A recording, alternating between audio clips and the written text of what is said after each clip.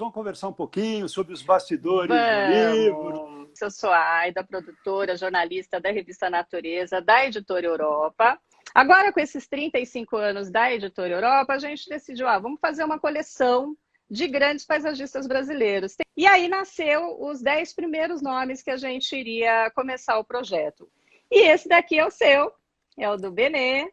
O livro ele é uma ótima referência para quem estuda paisagismo, para quem é arquiteto, e também saber um pouquinho de cada projeto, quais foram as inspirações, quais foram os pedidos do cliente, como é que o profissional conseguiu realizar aquele projeto, né, Abud? Aqui a gente publicou 8 projetos seus, cada um com uma história, né? Ó, Abud, claro que todo mundo te conhece, um grande profissional, tem muito tempo de mercado. Fala um pouquinho de você pra gente. Então, eu comecei nesse universo em 1970. Ou seja, já estão fazendo 51 anos. Eu entrei na Faculdade de Arquitetura e Urbanismo, estava muito feliz e comecei a trabalhar no escritório de arquitetura e, por acaso, esse escritório de arquitetura dividia a casa com um paisagista que era o Luciano Fiaschi. E aí eu terminei o trabalho do arquiteto, o Luciano, que é arquiteto paisagista, me convidou para trabalhar com ele. E eu comecei a descobrir, né, esse universo do paisagismo, que eu achei muito legal, porque eu sempre gostei de desenhar. E o paisagismo, eu sentia que naquela época, pelo menos, era muito mais livre do que a arquitetura. A arquitetura tinha uns certos enquadramentos de legislação. Hoje o paisagismo também tem muita legislação.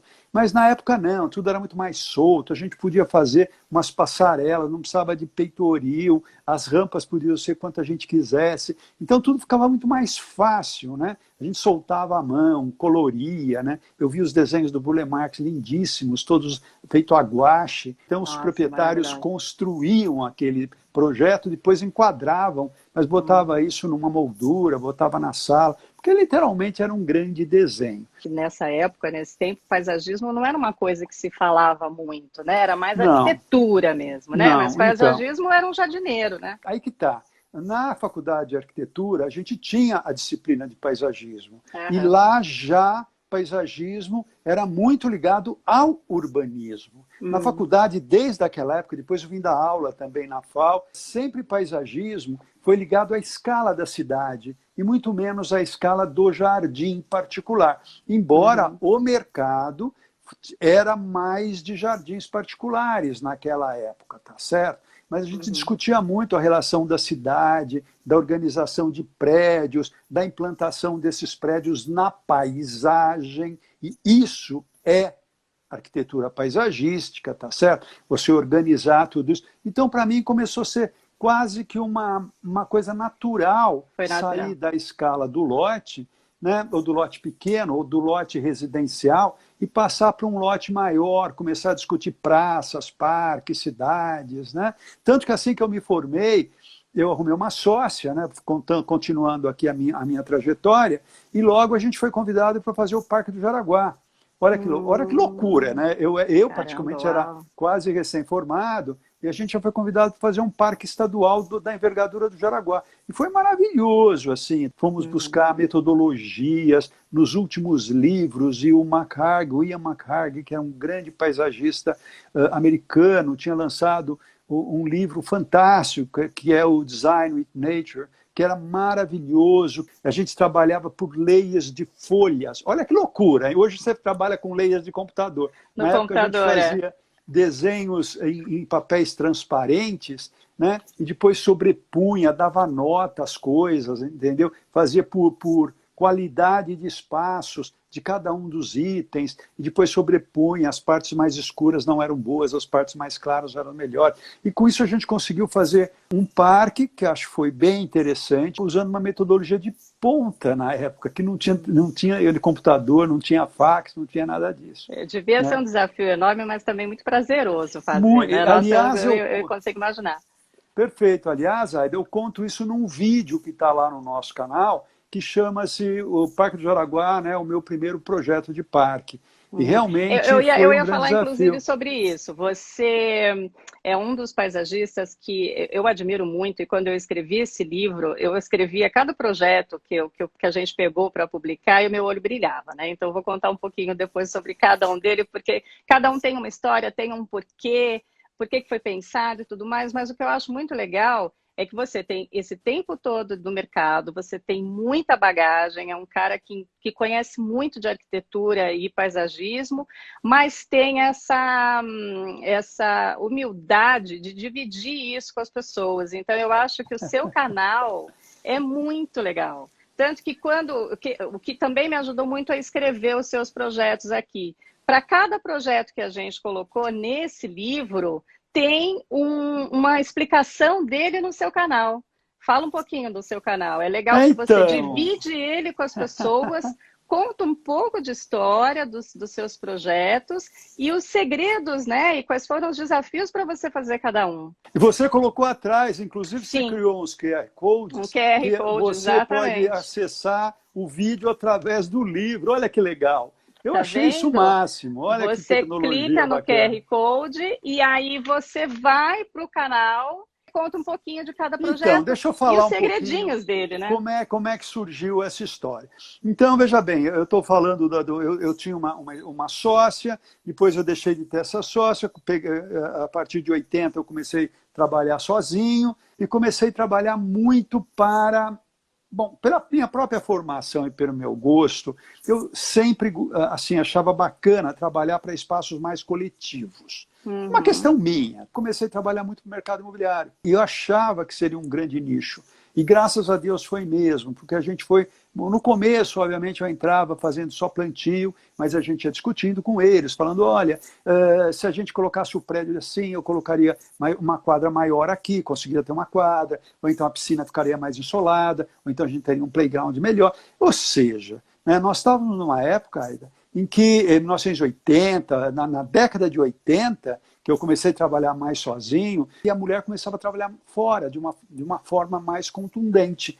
E aí, um dos motivos que os prédios começaram a se fechar, não foi só por uma questão de segurança externa, ou seja, alguém vai entrar e vai me assaltar, mas também para os seus filhos não saírem. Olha que interessante. As mães estavam preocupadas, porque elas iam trabalhar, o filho ficava ali, né? Inclusive ela gostava que o filho descesse para brincar com outras crianças, mas ela também se preocupava, porque tinha uma onda na época, porque começavam os transplantes, de que eles estavam raptando crianças para tirar órgãos. Olha que coisa louca. Nossa Senhora, que coisa louca. Não sei se é verdade ou não, mas além do urbano existiu, né?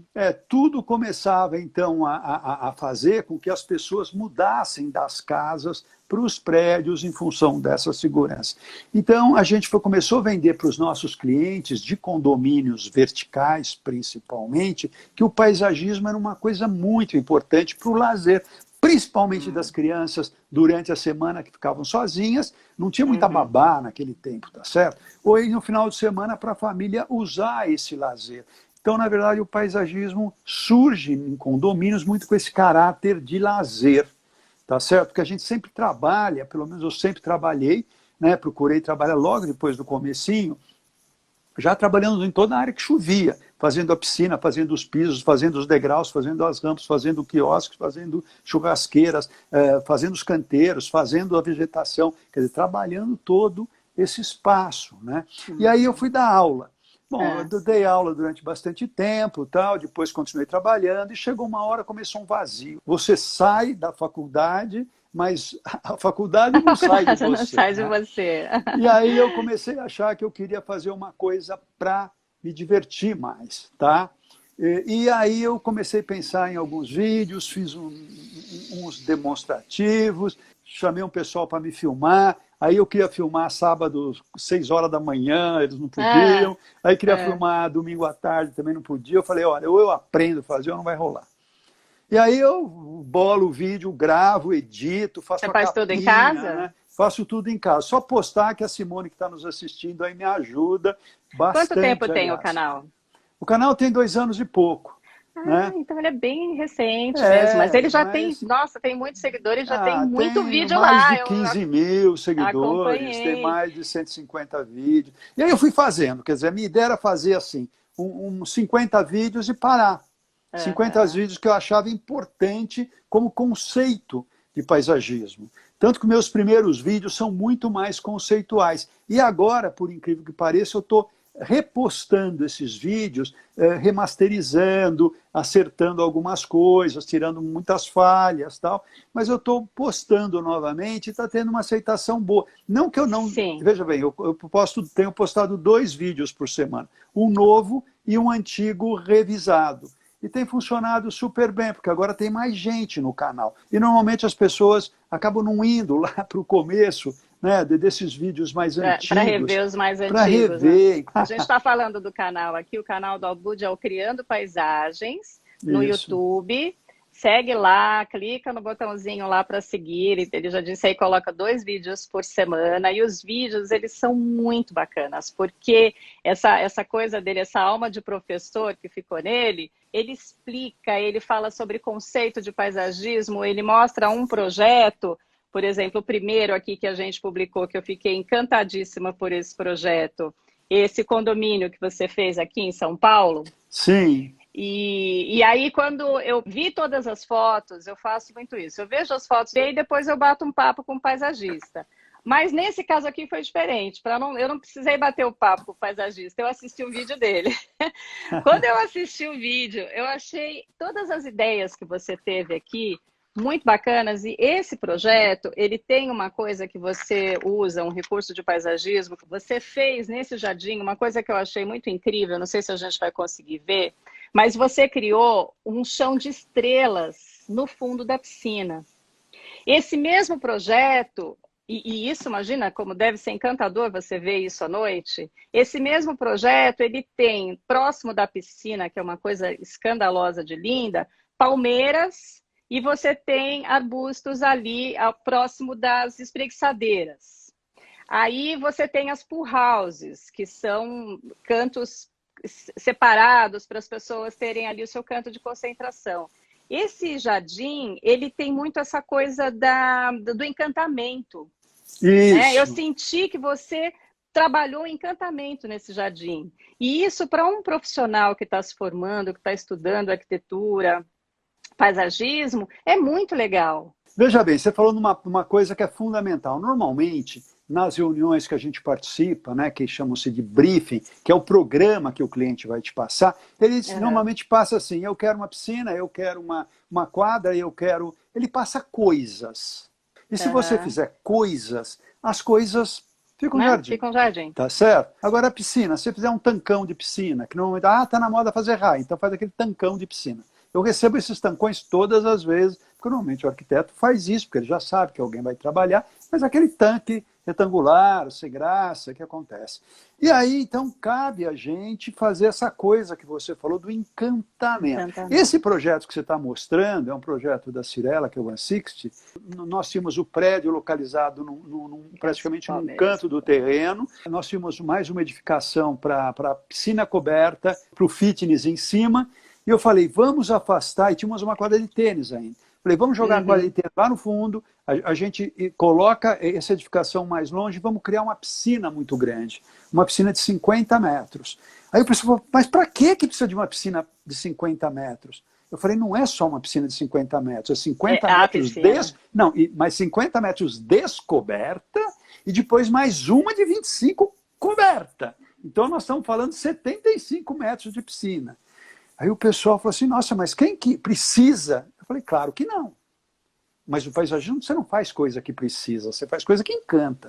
Principalmente uma pessoa que já tem tudo. Quer dizer, um empreendimento desse, que obviamente tem um custo alto, porque o apartamento é grande, o lugar é muito nobre, obviamente ele vai ter um preço alto. Essa pessoa, ela já tem normalmente casa de praia ou casa de campo, ela não sabe. Sim. Ou você faz uma coisa que encanta, ela não precisa mais da piscina para nadar. Claro que muita gente até nada, precisa também para nadar, porque hoje em dia sabe como é que é, ninguém quer morrer. Né? Então as pessoas precisam fazer exercício, e muita gente nada, mas veja bem, o encantamento é que conta, tá certo? E aí quando a gente falou que a gente ia colocar no chão da piscina as estrelas do céu de São Paulo, que já não existem mais, aí isso começa a ser encantador.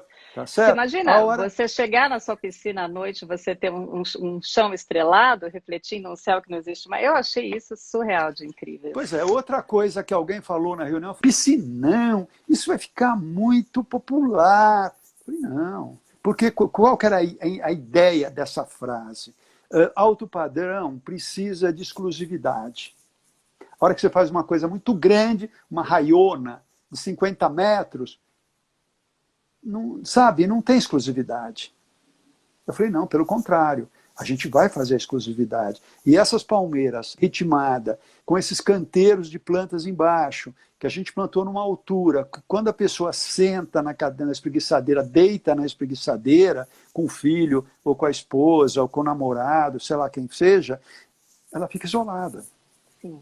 Então a piscina é grande, envolvida. Mas ela tem um aconchego, ela tem um isolamento, não é um piscinão enorme. Então, aí que entra essa história, um pouco da experiência que a gente acumulou nesse tempo bagagem, todo, né? para a gente poder, inclusive, ganhar as pessoas na conversa, muitas vezes antes de você mostrar o trabalho. Agora você falou essa coisa das plantas envolverem, seja num projeto corporativo, num projeto residencial, uma coisa que está muito em voga agora e que os paisagistas estão voltando os olhos para isso é a questão da biofilia, né? Perfeito. Que é você trazer as plantas e o prazer das plantas para perto de você, né? Eu tive a oportunidade, Aida, de estar representando o Brasil no MIPIM de 2019. Vão fazer 2 anos. Ano passado eu não pude ir porque não teve. Mas eu fiquei muito impressionado, porque o MIPIM, que é o maior evento de empreendimentos imobiliários mundiais, só tem coisas importantes. Ninguém vai levar uma coisa pequena lá. Tá certo? Só se levam bairros, novas cidades, novas urbanizações, grandes complexos de condomínios. É coisa de muito VGV, ou seja, de muito valor agregado. A gente levou projetos, aliás, fizemos palestra, o Brasil foi super aplaudido, foi muito bom, assim, sabe? A gente não fez feio, não.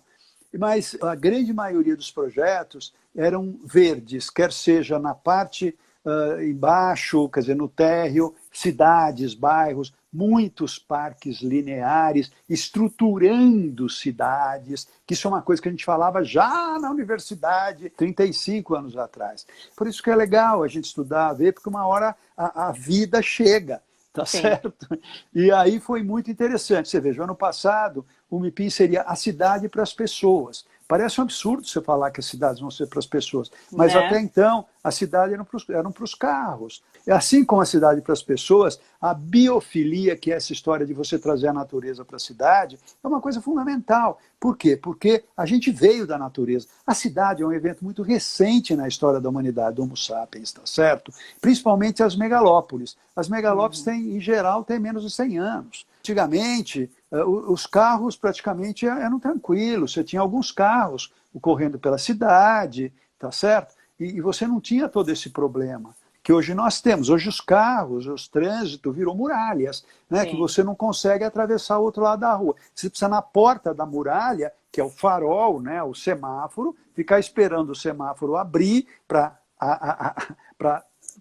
fazer a porta, tá certo? E você ultrapassar. Então, hoje em dia, as cidades estão cheias de muros e muralhas, não apenas do lote para a calçada, mas entre a calçada e o outro lado da calçada também.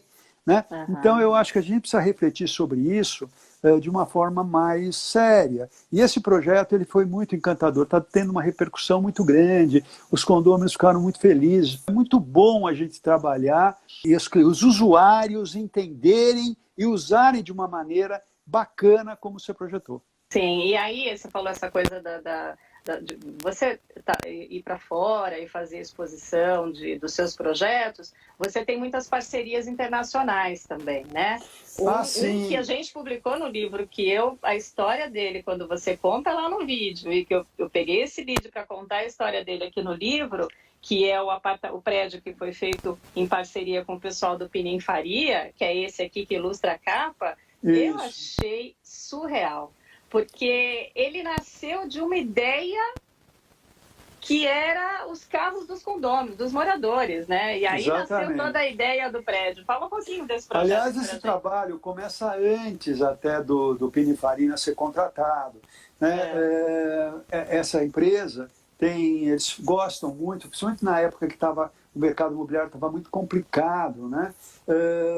Eles me pediam, eles faziam muito brainstorms através de todos os profissionais. E a gente achou em função do meu filho, né, que estava recém-casado, morava num apartamento menor, e esse projeto ele é pequeno, ele quebrou vários paradigmas. O primeiro foi fazer um apartamento que não é grande, mas de altíssimo luxo. Até então, um apartamento pequeno de alto luxo não existia praticamente no Brasil. Existia fora do Brasil, mas dentro do Brasil não tinha. Esse foi o primeiro quebra o paradigma. E aí a gente fez fizemos uma apresentação e lá a gente mostrava que essas pessoas, né, meu filho percebeu muito isso, ele morava num apartamento pequeno, antes, assim, ele estava recém-casado, o apartamento dele estava ficando pronto e tal, e ele viu que os carros eram muito bacanas. Ele levou essa ideia, né, a gente fez umas imagens de garagens bem bacanas, depois se subiu para o jardim e tal, e aí o cliente adorou e começou a perguntar sobre carro, quem podia chamar para ver alguma coisa relacionada a carro. E, obviamente, o Pininfarina foi o primeiro que apareceu, já de cara, porque ele já desenhava as Ferraris, chama-se o Pininfarina para trabalhar, junto com os arquitetos, junto com a gente se entrosou perfeitamente. Trabalhamos gente, entra no canal. Entra no canal aí, quem está acompanhando a live depois para ver essa história, porque ele conta ali desde o comecinho como é que começou o brainstorm para pensar como é que a gente vai fazer esse prédio, a gente vai pensar o quê? O prédio, como ele é pequeno, compacto, mas tem que ser de alto luxo, tem que ter um diferencial muito grande. Vamos partir do ponto de vista dos carros, os moradores querem ver os carros, então vamos projetar a garagem. Então foi um prédio que nasceu a partir da garagem, né? Exatamente. Olha, a gente conseguiu usar uns conceitos que eu tenho no canal. Por exemplo, essa história do percurso, né? Então eu tinha uma entrada relativamente, porque o terreno não era tão grande, não é tão grande. Eu tinha uma entrada relativamente pequena. O terreno é essa área aqui, né? Essa área aqui. É um pouquinho maior que isso, que eu tenho uma piscina de 50. Tem a entrada. Ela tem 50 de largura, mas não tem muita profundidade. Então acontece, para você entrar, para a entrada parecer maior, a gente fez um acesso muito estreito, de propósito, porque a gente percebe o espaço através de relações. Se você vem do espaço estreito, o que você chega parece grande, tá certo? Então, por isso a gente estreitou para quando você abrisse a porta, parecesse um espaço muito maior do que na verdade ele é.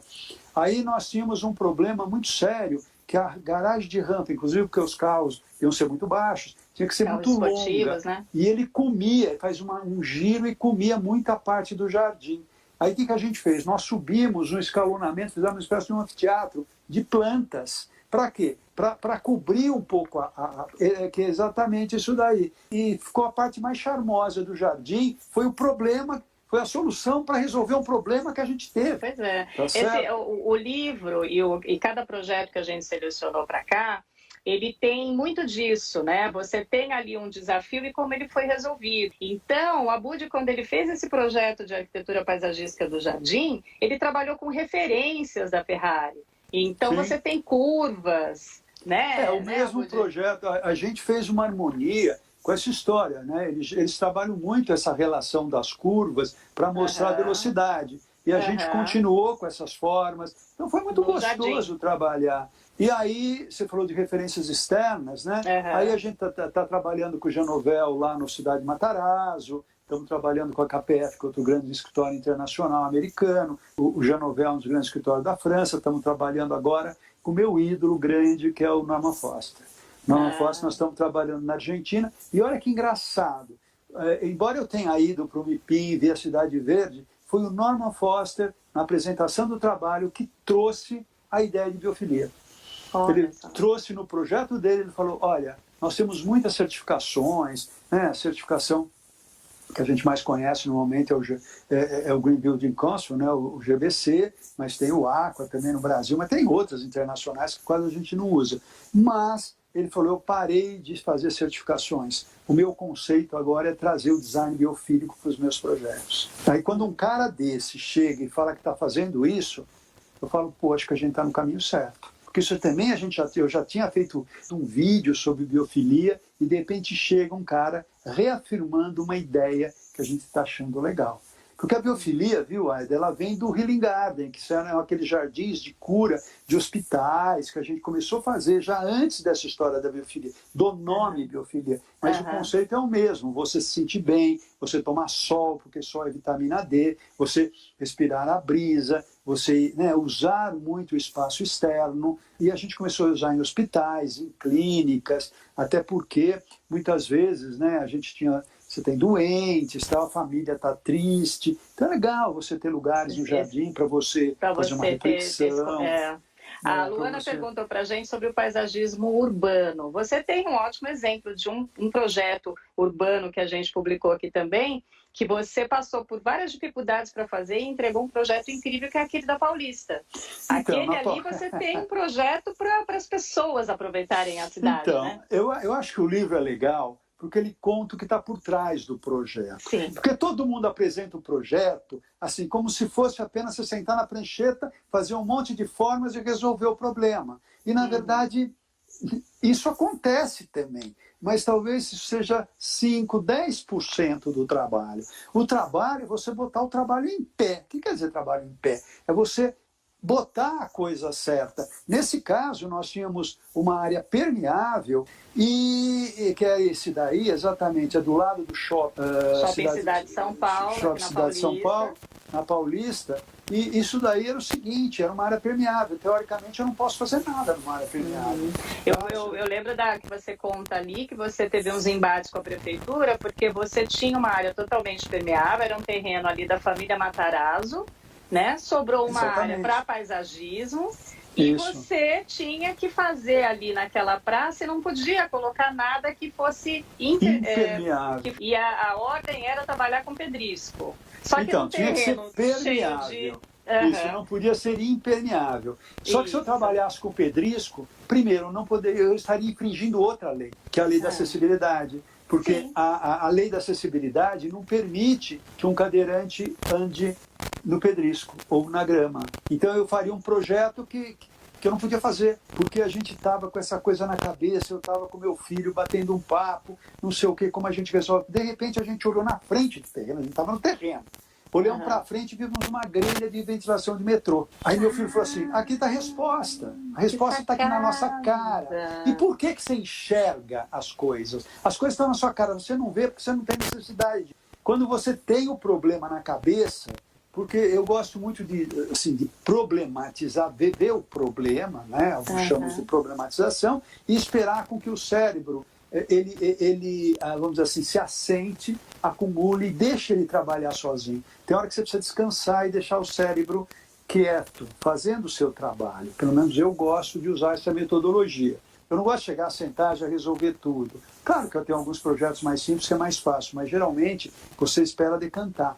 Olha, então, aí meu filho falou, a solução está aqui. Eu falei, genial, vamos fazer uma grande grelha, até porque eu tinha desníveis, até porque eu tinha árvore em todas as cotas, eu tinha que dar acessibilidade para cadeirantes, com rampas que tivesse dentro das normas de acessibilidade. E a grelha me permitia tudo isso. A prefeitura disse não, porque eles queriam que eu tirasse todo o ferrinho da grelha e descontasse. Mas eu falei, mas a água não empilha, a água vai escorrer, tudo bem. Completamente vazado. Né? Eu vou perder alguns segundos, porque a água tem que molhar a grelha, mas depois, assim como ela molharia o pedrisco, para depois penetrar no solo.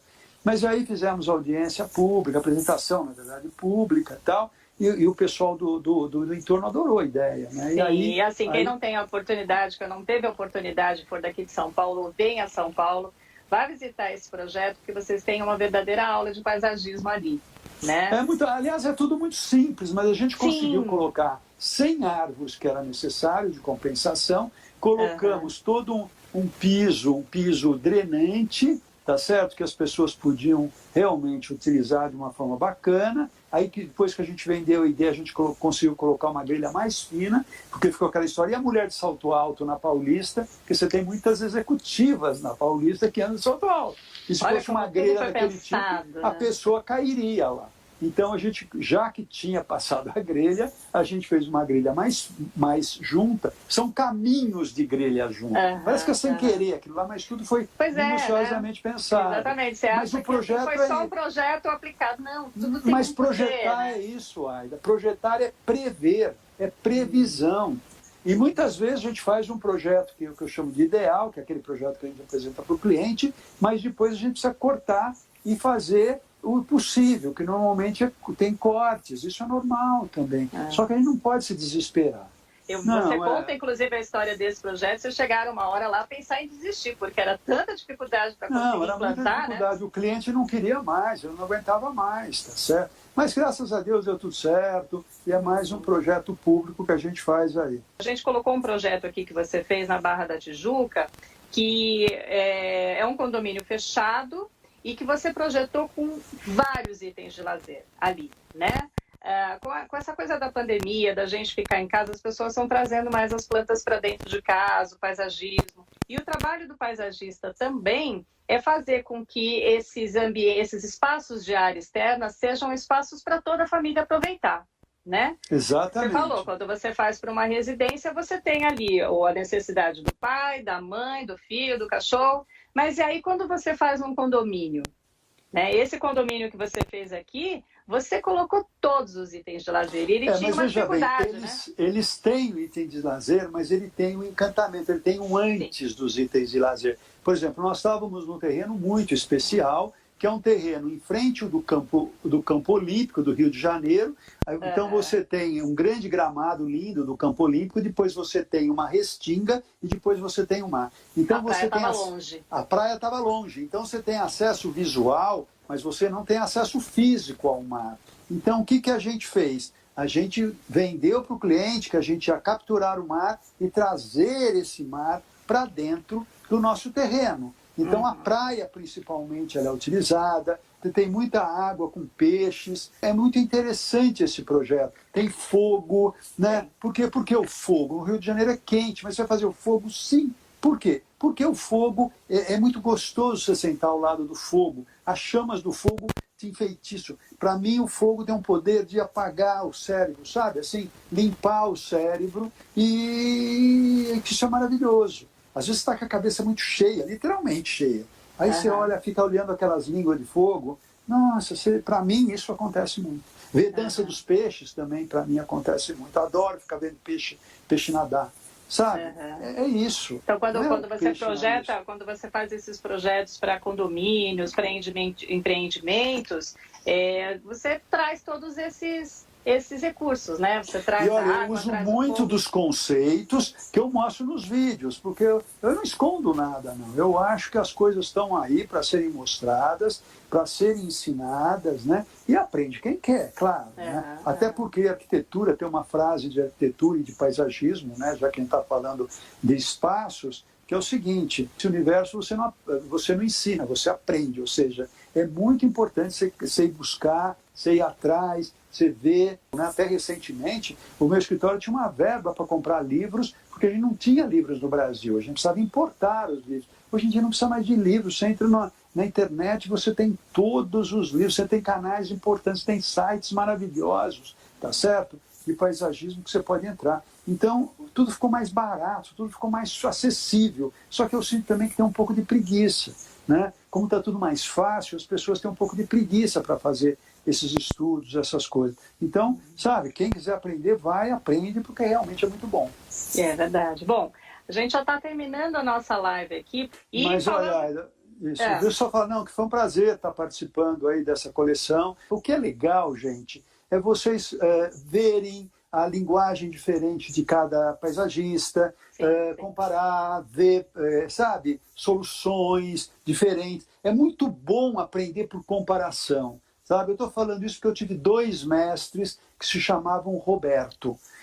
O Roberto Coelho Cardoso, que aliás foi um professor da FAO, né? Eu não peguei o Roberto Coelho Cardoso, porque assim que eu entrei ele saiu, mas ele é um grande paisagista, um cara que veio de Berkeley, com a escola californiana muito importante, com uma tradição muito importante, da onde saíram Peter Walker, Garrett Eckball. Esse cara, que é o Cardoso, ele estudou com Garrett Eckball, que foi o pai do paisagismo americano do pós-guerra. Então a gente tem um estofo, sabe? Aí esse cara chega, vem dar aula na FAO, e o Luciano, com quem eu fui trabalhar fazendo projeto, era discípulo do Roberto Coelho Cardoso. Então vi muitos projetos dele. Aliás, meu TGI, que agora chama TFG, foi sobre o trabalho do TCC, foi o trabalho dele, e eu comparava como a visão do Cardoso, que era maravilhosa, com a visão do Roberto Burle Marx, que era fantástica.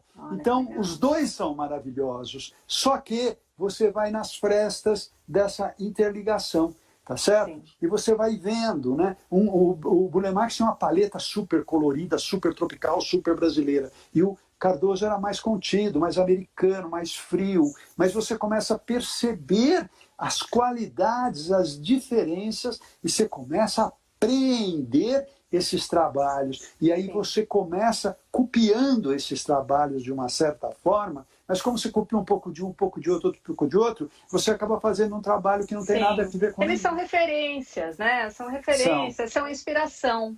Né? Você pode Mas é muito importante você ter essas inspirações ali na mesa, olhando, rabiscando em cima, vendo. É assim que a gente aprende. Todo grande mestre, todo grande pintor, ele começa copiando alguém, mas ele não vai copiar para sempre. Quem copia para sempre morre, tá certo? Porque não tem a mínima personalidade. Mas copiar um pouco no começo faz parte. Eu não vejo nada de errado nisso, desde que você saiba que é um período que você tem que ultrapassar esses limites. Eu tenho uma colinha aqui que eu fiz até invertida para conseguir ver na internet, olha que legal. Aqui tem o nosso WhatsApp, para quem quiser saber um pouquinho mais sobre o livro. Tem os telefones também, ó, 0800 para o Brasil todo, o telefone de São Paulo, 3038 5050, e o nosso site, europanet.com.br. Lá no site você tem mais informações sobre a coleção toda. E o livro do Abud, que eu super recomendo, vale a pena vocês acompanharem. Tá bom? Gente, um beijão. Tchau, tchau. Obrigado. Obrigada, Abud. Tchau, tchau.